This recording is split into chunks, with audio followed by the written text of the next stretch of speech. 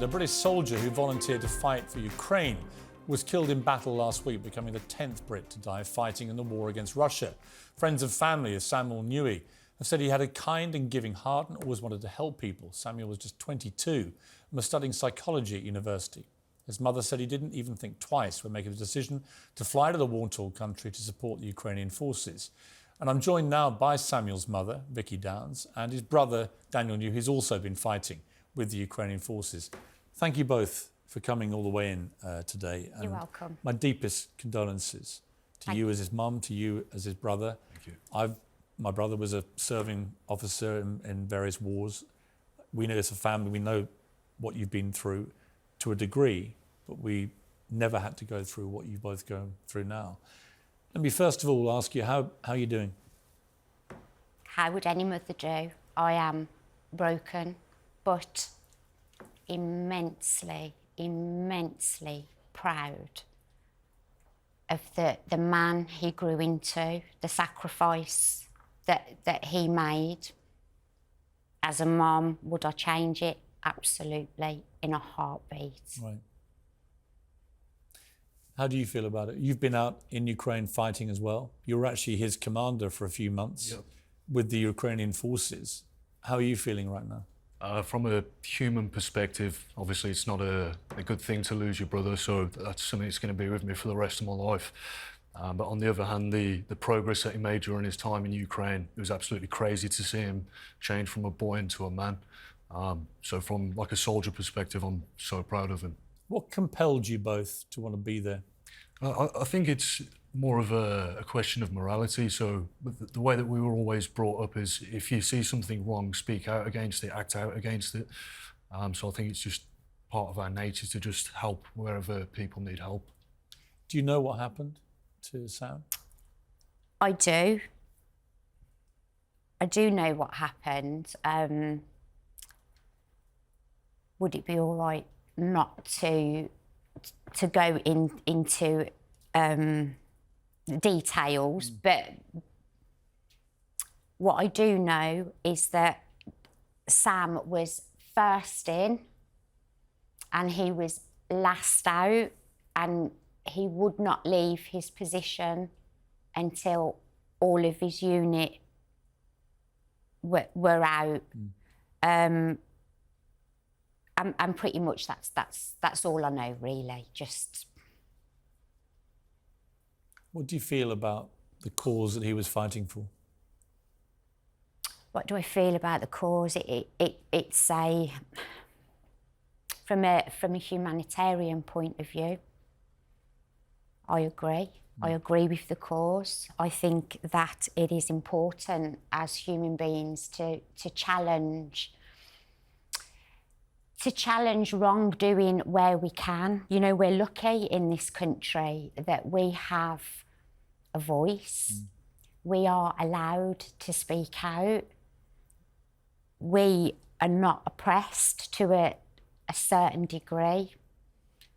We have to stick up. We have to fight for the rights of other people when we see that, you know, they're not being given the same rights and democracy that we have. What are your feelings about Vladimir Putin? I feel really sorry for Putin. I think he's delusional. I think that he has had a life unlike ours. I think that their society is very different. I don't hate him. I just feel sorry for him. It takes a lot to not hate someone who's been responsible for your boy's death. It does take a lot. But the whole reason both my sons do what they do are for good reasons. And if I hated, where would that hate stop? Where would it end? How do you feel about Putin and what the Russians are doing? The same. Obviously, I don't agree with the invasion of Ukraine. It's an illegal invasion, and it could be argued that it is actively a genocide. I've got no animosity towards Russians. During my time in Ukraine, when we take prisoners, a lot of these people are just young kids that have been forced into a situation, so they haven't really got the choice, if that makes sense. So I hold no hatred towards Russians or to Russia as a country. But yeah, obviously the situation just is what it is. I don't know, I mean, it could be argued that this is an overspill of the proxy conflict in Syria. I mean, if we look at sort of the Russian and American proxy war that happened there, this is a direct overspill. So what we've seen is obviously Assad's been sort of propped up by the Russian regime. And then we see, obviously, Russia trying to drive a wedge in NATO as well. So if we look at Erdogan's relationship with Putin, it's very obvious, and it should be obvious to everybody, that these countries like Russia, Turkey, they are the enemy of all like democracy-loving countries and people. So again, I mean, we shouldn't look at these as isolated incidents. They're all completely interconnected. So I think that's what people should take on board. Will you go back to Ukraine? I don't want to say this in front of my mum, but 1,000,000% I'm going to go back. How do you feel about that?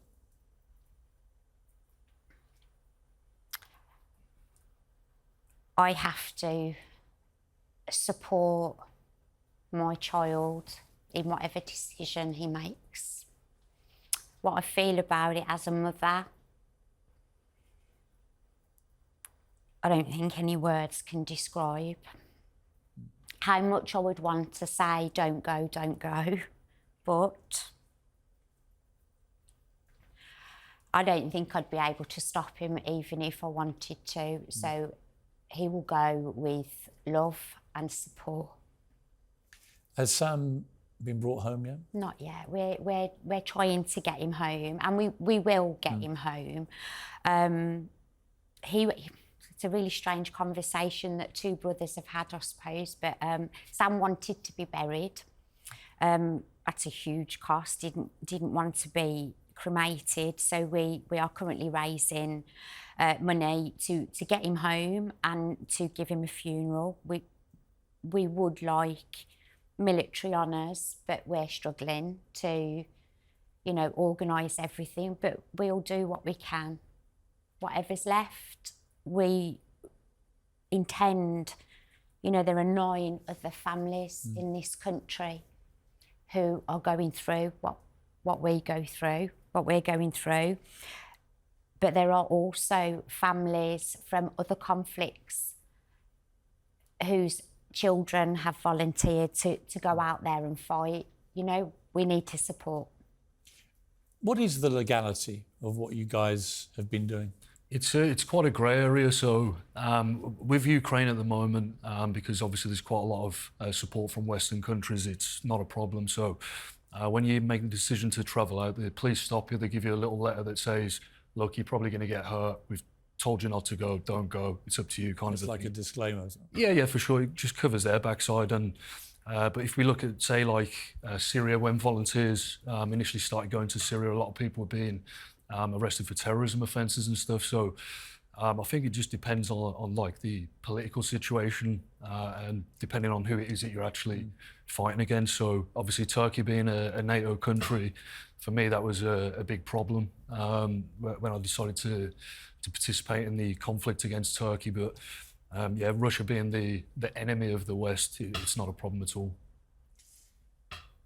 This issue of when your brother comes back, getting military honours, recognition for his extraordinary courage that he's shown. He's not a regular member of the armed forces.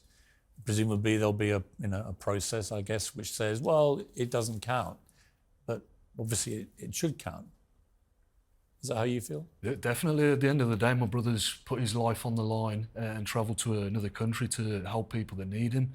I think millennials and Gen Z get quite a hard reputation a lot of the time. A lot of people say that it's not within us to sacrifice it and to know what struggle is, but I'd like to argue the opposite. We do know what struggle is. A lot of us do give up comfortable lives to travel to other places to help people. So that's the bottom line, and I don't think people should ever negate the sacrifices that have been made. So my brother was 22 when he died. He's given up his whole life for other people. He's not going to have any more days. and to be able to square that away with yourself as a human and say, right, I'm willing to give up all the rest of my days for other people. It just takes a different... Well, to fight for freedom and democracy, which I think is the most important thing you could ever fight for. Absolutely. And your son, to me, is a hero and should be treated as such by this country. He may not have been there officially, but he was there, risking his life, as it turned out, losing his life, to fight for Ukraine's freedom and democracy. And I can only imagine how grateful the Ukrainian people must feel about what both your boys have done for their country. Just before I let you go, just tell me about your son, Sam. What kind of he was an boy was he? absolute nightmare. He was an absolute nightmare. So Sam was born with unnatural confidence as a toddler. It was in him to fight for what he believed. Even as a child, if you chastised him, he would argue his points. And he was so funny, so funny, got a great sense of humour, intelligent. He actually did, he won Apprentice of the Year in butchery, and he was presented with a certificate by Princess Anne, really? of all people. And God love him, he chatted to her for an hour like she was an old school friend. I don't know what she made of him, but if you had met him, he'd have left a mark. It's obviously desperately sad that you lost your son. He sounds a remarkable young man in many different ways. But how proud of him are you? Immensely proud. I'm heartbroken, but my gosh, what a man he grew into. A lot of people have said, gosh, you're a great mum, you've brought them up well. And Piers, I won't take that. That's, you don't give somebody morality, you don't give them bravery and courage and honour. It's in there. That's down to Sam, that's not down to me. I'm so sorry that you've lost this wonderful son, that we've lost what sounds like a great Britain. Absolutely. And I'm very grateful to you for what you've been doing. I wish you all the very best if you do go back there. Thank you very much. Ukrainian people need all the help they can get. Definitely. Thank you. I feel that there's nothing more important than what they're fighting for. Definitely. So thank you both for coming in. I wish it was under different circumstances, but Sam was a hero, and you should both know that. Thank you. Thank you very much.